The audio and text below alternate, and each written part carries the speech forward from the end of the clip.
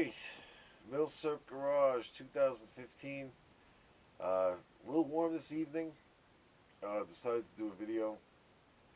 Charlie's inside sleeping, unfortunately.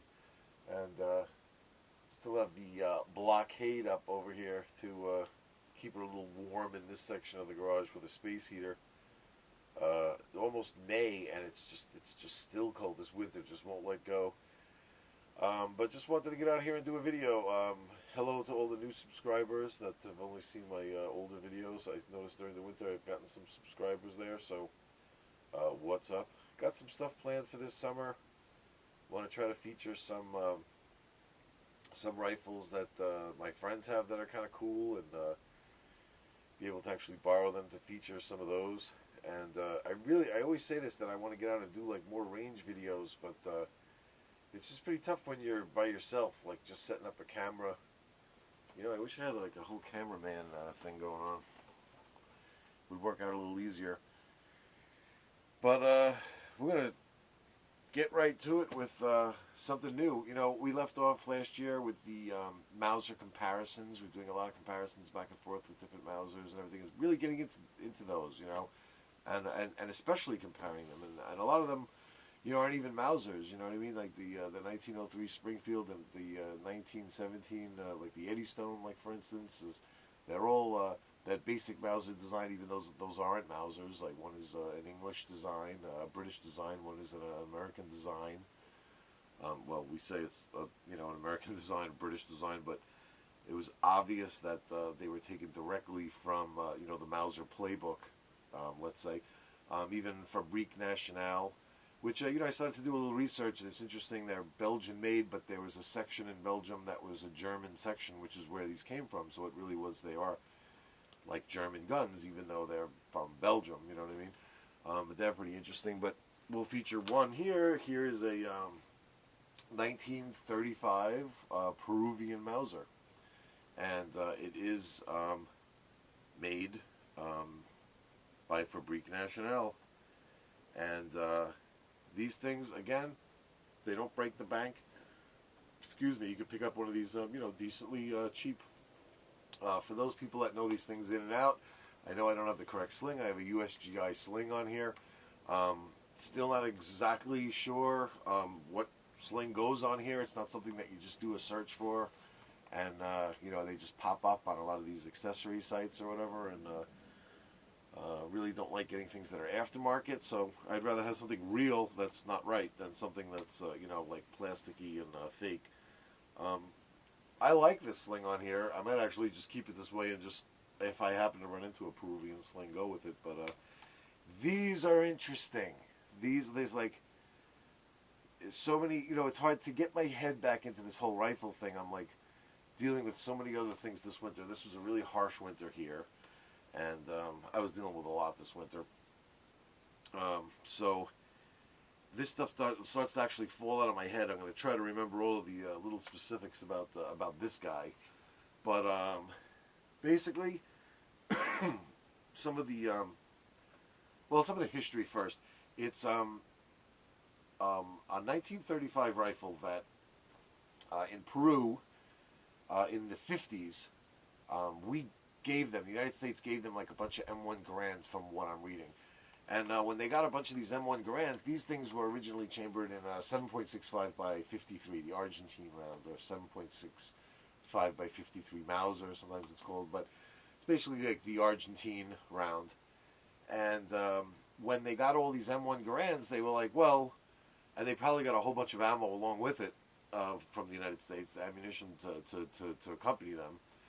And they were like, well, now what are we going to do with these? It would be nice to just have one round. So, you know, when you deal with the rounds, you have the Argentine round here.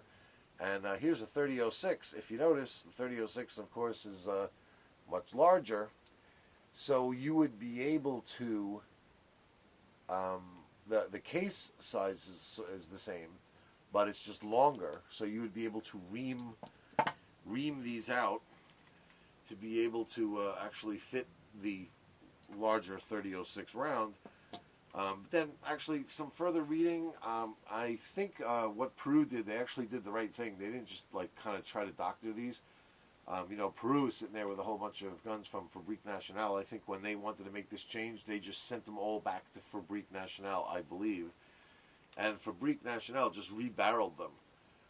Which for collectors like us is pretty cool, because you could have like a rifle that's a 1935 rifle, but it's got a barrel more from the 50s, you know what I mean, and newer technology. And Fabrique Nationale does not fool around. They make good stuff, and from what I hear, these things are good shooters because of that.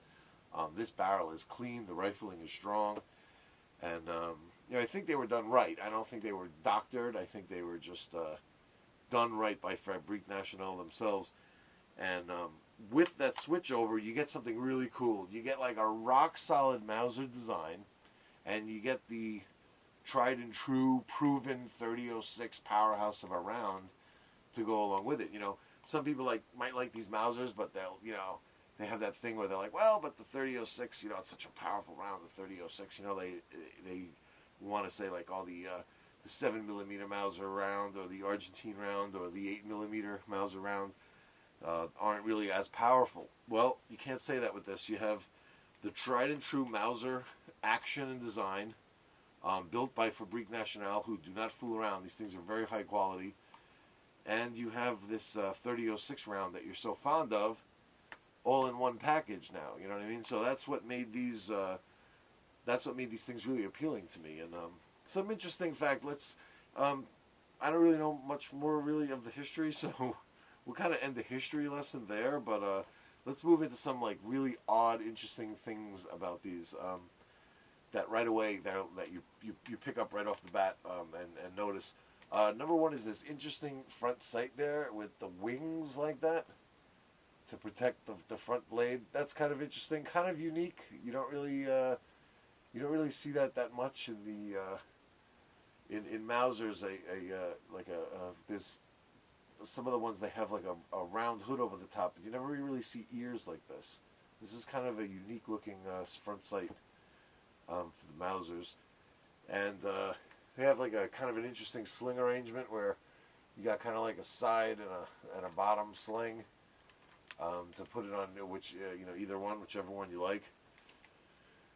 Let's see, what else? We have an interesting notch here in the receiver that you see right there by my finger, and that notch was put in there because the 30-06 round was just a tad too long to fit in there. When you use the stripper clips, they would hang up, so they had to cut a little notch in there.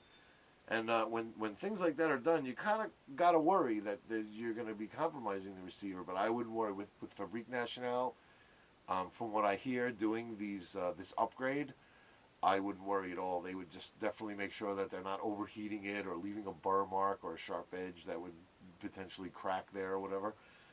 And they stamped a 30 cal right in the top there. So if you pick one of these up and you see that .30, you know it's definitely one of the ones that are modified right off the bat. It's like, that plus this notch in the top will tell you right there that it's definitely one that is converted to 30-06. It has this interesting flat bolt knob here. It's flat on the bottom, you see, and it's knurled there like that. Is pretty unique. There's only a couple of different Mausers that have a look like that, and only a couple that have this ribbed butt plate like that, But one thing that this is one of the crazy things about this rifle. If you notice, you might say like, oh, he's a safe guy, he's got the rifle on safe while he's like, no, this isn't on safe. This is actually right now in the ready to go position. Safe for these, of course, you have the up position that you could operate the action and it's on safe, but this is actually on safe over here, which is on every other Mauser. This is the firing position, and safe would be over here on this side, but this is the go position here.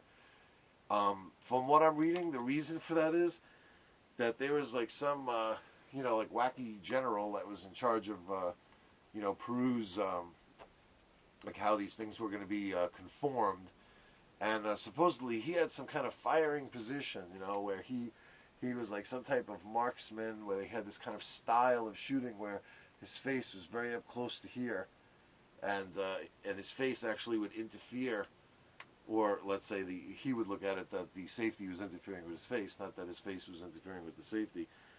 And that's why he was like, well, I want it swapped over to the other side. So now, you know, with these things, I don't care how many locking lugs you put on these or whatever, I definitely would not want my eye socket right on the, you know, cocking piece. I don't know what that guy was up to.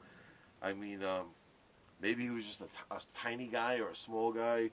But I don't know. I just shoulder one of these, and I just, you know, just naturally end up way back here. I don't know what this guy was doing to be up there from what I'm reading. I mean, it could just be a lot of these things you read, and they're really just nonsense, or they're just not true. But there's got to be some reason why they wanted that tool to be backwards. But definitely one of the interesting features of these is that is backwards. And you know, other than that, it's the same conventional K98 design. It's like the later Mauser design, not the earlier one. You have this locking lug back here. That's the important one right there. You see him right there? That's the guy that seats down inside of here when you close, see? He goes right in there, and it's definitely an added protection that a lot of these older ones that I've shown you recently don't have. So these things are bulletproof. You have of course, the double locking lugs here. You can see them right across, 1, 2, right across there on the bolt. And I've got a controlled feed design here with the non-rotating collar. You know, all the Mauser, the whole Mauser setup here. And super strong with this third locking lug. I wouldn't worry for a second that this thing's not going to handle the 30-06 round. You know what I mean? And you know, and an interesting thing is that you know, with these Fabrique Nationale just made these things.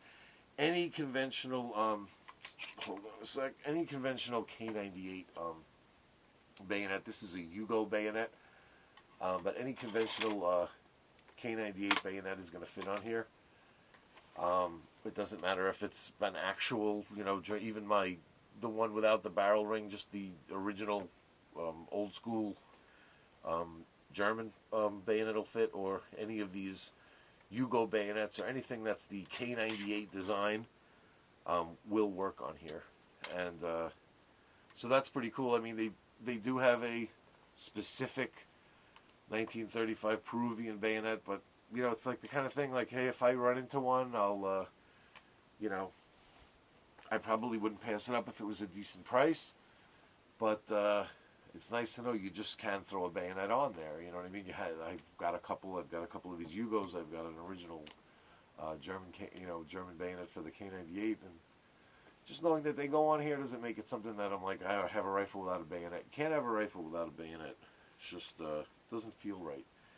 But the wood on these is beautiful. I haven't shot this one yet, by the way, so this is good. I could do a range video, and you know, I could do a range video of the first time that I put some rounds through it. Have it since last year, but just never got around going to the range. And it's going to be a fun day because I got plenty of this 30-06, this stuff from PPU, the M1 Garand ammo, which is nice. I mean, as much as I say this thing is bulletproof, you don't want to go I wouldn't want to be buying like core locked and stuff like that. I wouldn't want to be buying some like real super powerful, you know, hunting ammo. I would chill out. I would just go with something that's mild. You know, what is it, like 150 grain, something, you know, that's not. If it's gonna live in the M1 Garand, if it's special ammo for the M1 Garand, you know it's gonna be okay in here. And basically, you know, any stripper clips fit. I think these are the Swedish stripper clips for the 6.5 by 55. They hold these just fine, the 30-06, and you can see how you know, with this seated in here, you could see that they just reach into that notch there. You know what I mean? They just barely reach into that notch to fit when you load it. So that notch definitely was necessary. Whereas the the original Argentine rounds would have had absolutely no problem fitting. You know, but yeah, I don't think like the bolts needed to be modified. These are probably all just. Don't remember if this one's numbers matching. Let me see. Oh yeah, I got a number on here. 984. Yeah, I'm matching here bolt to receiver. So probably not re-stamped by Fabrique Nationale. I doubt it. They probably didn't have to actually change the bolts. Yep. But wood on these is beautiful. Fit and finish is nice. It's a very K98-ish sight there. You know, and I feel like I'm forgetting something. I got this one without a cleaning rod, and can't remember now where I got one off of. Some FN gun that I read online. They say it's the right size and it fits, and they were right. So I don't think this is actually even the correct cleaning rod, let's say, but it is an FN cleaning rod from something else, and whatever it was, somebody said online, you know, there's a chat forum. I think a lot of these came without the cleaning rods. For some reason, you find a lot of them without it. Why they were removed, I don't know. But somebody said, yeah, just get one for this gun. You know, I went on eBay and saw one for that gun and bought it, figuring, hey, if it fits, it fits. Whatever. What did the guy want for it? $15, and it screwed in and fit. So, although it's not correct, 100%, it does fit. And that's that. I forgot what I used to say about these guns when I do these videos. I just don't even remember. But we'll have some nice comparisons. This would be a nice one to compare to directly to the K98, to look at the Fabrique Nationale differences between, you know, like the German-made, the World War II German K98 and Fabrique Nationale's design in the 30s. That would definitely be interesting to see the differences in the wood and exactly if there are any little idiosyncrasies here different with the receiver. They're very, very close, definitely very close looking, you know.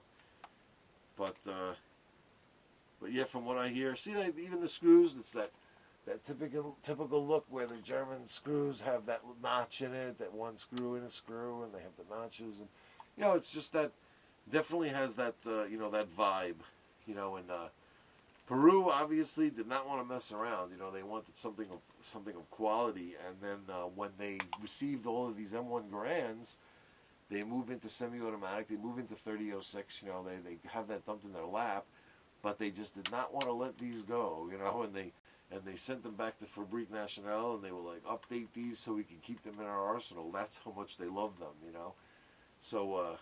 You know that back then, like in the 50s, that Peru's military, they were like, hey, look, we're taking all these away and we're giving you these M1 Garands. That they were like, well, no, I don't want to give this up, you know. So they converted them to keep these in their arsenals, you know. So you could definitely see why. Very, very, you know, very, very good quality. But yeah, now we have one more to throw into the mix to start knocking around with these comparisons. I got to even look back in my videos now and see where I left off. I know I had a whole train of thought, a whole way I was moving towards with the comparisons, moving from the much older ones to the newer ones and comparing them back and forth in all different ways and sideways. And I never even got my 1917 Eddystone into the mix, you know. And that's an interesting look, because now not only do you have the American version of it, plus the Fabrique Nationale version of it, the German version of it, what they were giving to the South Americans, and how the South Americans were ordering them, let's say. And you have America's take on it. Because from what I hear, the Americans, they kind of were intrigued by during the Spanish-American War, the Mausers that they saw, the 7mm Mauser rifles that they captured, or that they saw, that they went up against, that those things were kicking, and they were like, well, we gotta check these things out. And then it's how they kind of moved into making the 1903, you know, which was like a copy of the South American type of Mausers. And then how the Brits got into it with the P14, right? And then we just kind of started making them in 3006, but originally the Brits started making them in their 303 caliber. They didn't, they wouldn't bow down and change it to a different round, you know, change it to a 8mm Mauser round, let's say. But they were essentially making Mausers with the P14, you know. So the 1917 was just our way to say like, yeah, we'll make those also, but we're making them in 3006, you know. So I almost bought a P14 too. I almost got one of those. It was really close. It was just a little too beat up for me, but I'd like to have one of those. I'd like to have one in 303. It'd be an interesting addition. Especially since I'm kind of like, you know, really falling in love with this Mauser design. You know, it'd be nice to have one of those. And I saw one. It was metal-wise was in nice shape. All the steel was beautiful, but the wood was too destroyed for me. I was just like, ugh, I can't even deal with that. I'll wait, you know. But I'll bump into one, and then again, that'll be another one to throw into the mix there to compare. But until then, it's just good to be back again. Welcome to all the new subscribers. See, I was busy during the winter. What I did was I took all of my bayonets, right? And what happened was I bought a bayonet, and when it came, it had a tag on it like this, listing every mark on it, or you know, little whatever history there was to it, what it went to, what it fit on, and any mark on the scabbard, on the frog, on the bayonet itself, serial numbers or any proof marks or things like that. And you know, the tag kind of let me get that. It kind of looked like that, you know what I mean, with just a ton of info on it, whatever it said, whatever it had. And I thought that was the coolest thing, you know. I was like, and I just bought it and it just came with that on it. I guess the guy sold it. He figured, why should I remove this, you know? And I was like, that is a great idea. So all winter I just sat there. I did like one every week or so, and I just pulled it out, went over it with a fine-tooth comb, magnifying glass, every little possible mark, everything that I could see, every little cartouche, circle, stamp, anything I put down on here, and exactly which rifles it fit, which I have to update this now because I just had it on used on 8mm Mauser or Hugo M 1948 rifle. I have to be able to add now will fit on the, you know, 1935 Peruvian. So was busy with that. Oh, and here, you know, I found one of these. A lot of these Mausers come with these cool little muzzle caps where they're kind of like spring-loaded. See how they spring like that? And when you get these things, a lot of times they don't want to spring like that. They've been, you know, sitting for a really long time. So a good thing to do with these, they're not that large. I take a little plastic cup. First, I gun scrub the crap out of them to get all the gunk out of it. It's probably going to be filled up all with cosmoline and stuff. And once it's all sprayed out and totally astringed and like no more grease, no more nothing on it, I soak these things in ballast oil or something like that overnight, and it just really gets in there. It really loosens everything up, and then it really feels like nice and smooth when you push it down. It makes it really nice. And what these things do is they it was interesting when I got my first one. I was like, oh, look at that, it doesn't even fit. I didn't even know how they retracted like that, but they just they push back and retract and go over the sight, and then kind of snap in like that. So it's nice, but there you go. There's the snap in. So it kind of, you can't really lose it if you take it in and out of your rifle bag or a case or something like that. They don't really come off. They're on there really good. They hook over the top of the sight, and it really does a good job of protecting the blade. Excuse me, from getting bumped or anything from getting inside the barrel. Some of these have, like the German ones, have holes here because I don't think they wanted to plug up the barrel. They actually wanted it to be able to breathe. They didn't want it to be plugged off because that could actually keep moisture inside. And you could also use it as a guide for the cleaning rod. But looks like the Peruvians, just maybe it's a little more, you know, humid over there in the Peruvian jungles, and they just wanted one that closes it off completely. But these things are cheap. You find these, there's like companies that sell these things. They have like piles of them, and they're like $5, $8. You know what I mean? So I noticed that a lot of these South American Mausers, you run into you run into these things. If you poke around enough, you find these things. So little accessories like that are cool. And yep, next video, hopefully we're out at the range with this guy. That's what I'd like to do. Possibly this weekend coming up. We'll see how it goes. Thanks for tuning in, and see you guys next time.